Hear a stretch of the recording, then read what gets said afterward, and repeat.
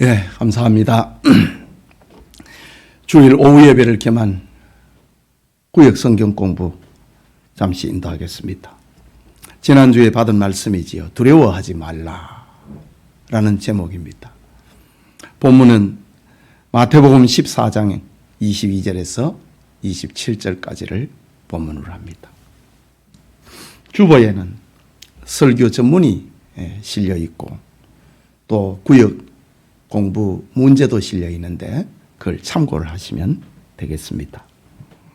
9가지 질문을 우리 설교문에서 발췌를 했습니다. 첫 번째 질문입니다. 갈릴리 바다는 해수면보다 210m 낮기 때문에 따뜻한 수증기가 산 위의 차가운 공기와 만나면 갑작스럽게 호수를 뒤덮는 돌풍이 일어나는데 이것은 무엇을 상징하나요? 라는 질문입니다. 설교문에서 답을 찾으라 이거지요. 이것은 답은 언제 무슨 일이 일어날지 모르는 이 세상을 상징한다. 지난 설교문에 제가 그렇게 표현했습니다. 두 번째 질문입니다. 예수님께서 오병이어로 보리떡 5개와 물고기 2마리로 5,000명을 먹이시자 군중들은 어떻게 반응했나요? 예수님을 왕으로 추대하려고 했습니다. 군중들의 반응입니다. 이렇게 능력 있는 분이 왕이 되면 이스라엘은 세계를 지배할 수 있다. 이런 세상 욕망에 차버렸습니다. 세 번째 질문입니다. 예수님께서 제자들을 재촉하여 억지로 가게 하여 이런 말입니다. 갈릴리 건너편으로 가라 하신 이유는 무엇인가요? 그 이유를 설교문에서 찾으면은 군중들이 추구하는 세상 영광에서 제자들을 거룩하게 하기 위해서 그리하셨다. 예, 이해하시겠지요? 네 번째 질문입니다. 제자들이 갈릴리 바다에서 폭풍을 만나 사경을 헤매고 있을 때 예수님은 무엇을 하셨나요? 질문입니다. 산에 올라가서 기도하셨다. 라고 합니다.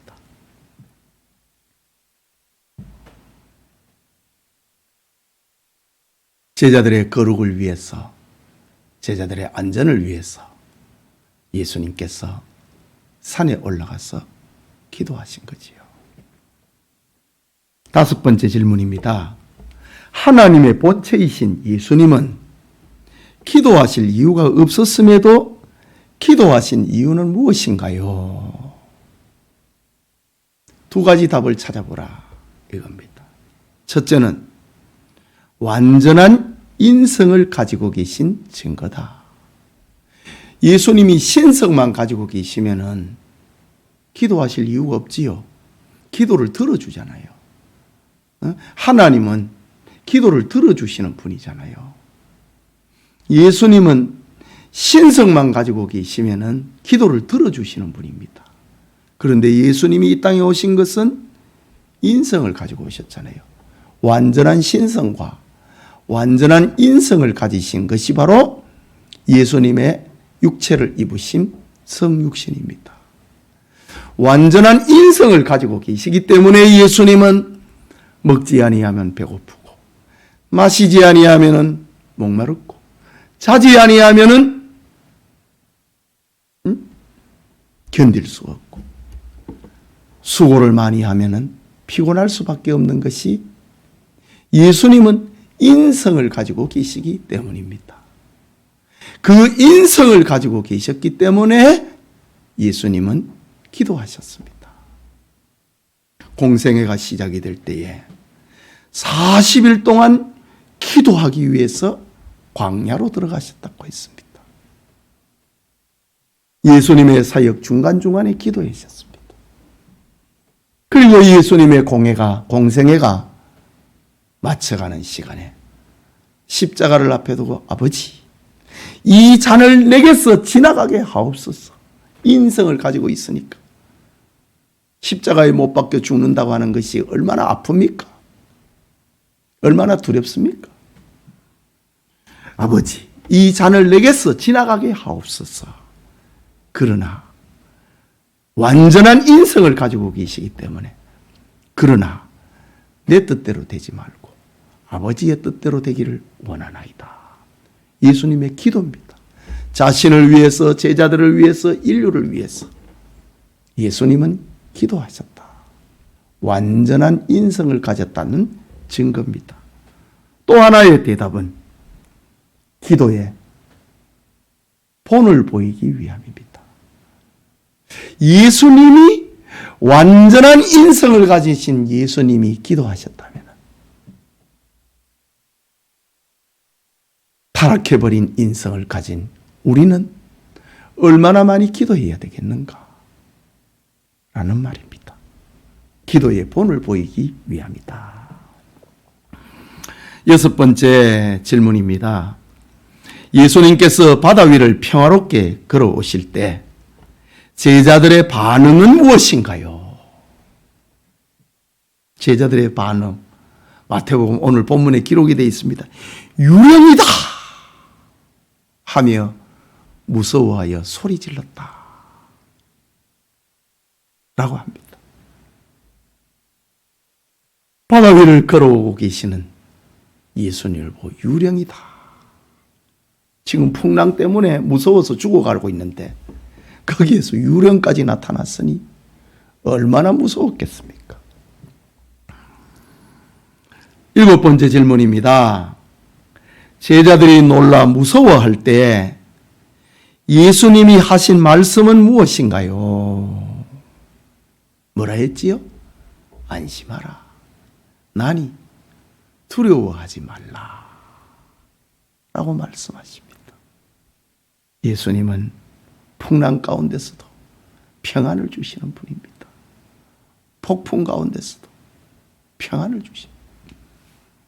여러분의 생활에 염려와 근심 가운데서도 평안을 주시는 분이다. 무서워하지 말라. 라고 합니다. 8번째 질문입니다. 성도들이 무서운 일을 만날 때 두려워하지 말아야 될 이유를 본 설교에서 찾아보세요. 오늘 설교 제목이 두려워하지 말라라는 건데 3개의 대지를 나누어서 설교를 했습니다. 두려워하지 말아야 할 이유를 본 설교에서 찾아보세요.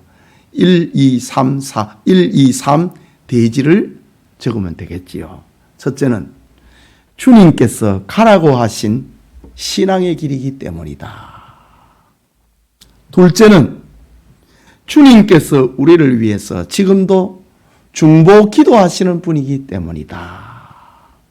세 번째, 주님이 우리 곁에 함께 하시기 때문이다. 주님이 이런 이유 때문에, 주님 때문에, 주님께서 가라 하신 길이다. 주님이 기도하고 계시기 때문이다. 주님이 우리와 함께 하고 있기 때문이다. 주님이 그 이름 때문에 우리는 풍랑 속에서도 평안을 누리고 두려워하지 않을 이유가 바로 이것이다 라는 말입니다.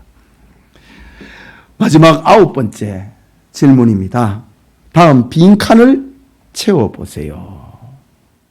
설교문과 또 성경의 몇 구절을 인용을 하면서 빈칸을 채워보라 라는 질문입니다. 3가지인데, 첫째는 악인의 고난은 확실히 그 자체가 무엇이요 무엇입니다. 악인의 고난은 확실히 그 자체가 형벌이고 저주다 이거죠. 그러나 성도가 겪는 고난과 시련은 무엇이 담겨 있다? 하나님의 특별한 뜻이 담겨 있다. 지금 제자들로 하여금 바다 건너편으로 가라 해놓고 풍랑을 만났잖아요. 하나님의 특별하신 뜻이 무엇입니까? 예수님은 제자들로부터 세상 영광에 유혹되지 않기 위해서, 미혹되지 않기 위해서, 거룩하도록 하기 위해서 건너편으로 가게 하시고 풍랑이 일어나서 어제 일어났던 일들을 다 잊어버리도록 만들었다. 군중들이 예수님을 왕으로 삼으려고 하는 그 환호에 빠져 있었는데 풍랑 속에서 그걸 잊어버리게 만들었다. 그런 말이지요. 그런 하나님의 특별한 뜻이 담겨 있다. 저와 여러분이 겪는 시련도 이와 같은 것이다. 이 말입니다. 두 번째, 로마서 8장 34절의 말씀입니다. 누가 정죄하리요? 죽으실 뿐 아니라 다시 살아나신 이는 그리스도 예수시니 그는 어디에 계신 자요? 우리를 위하여 무엇 하시는 자신이라? 라고 했습니다.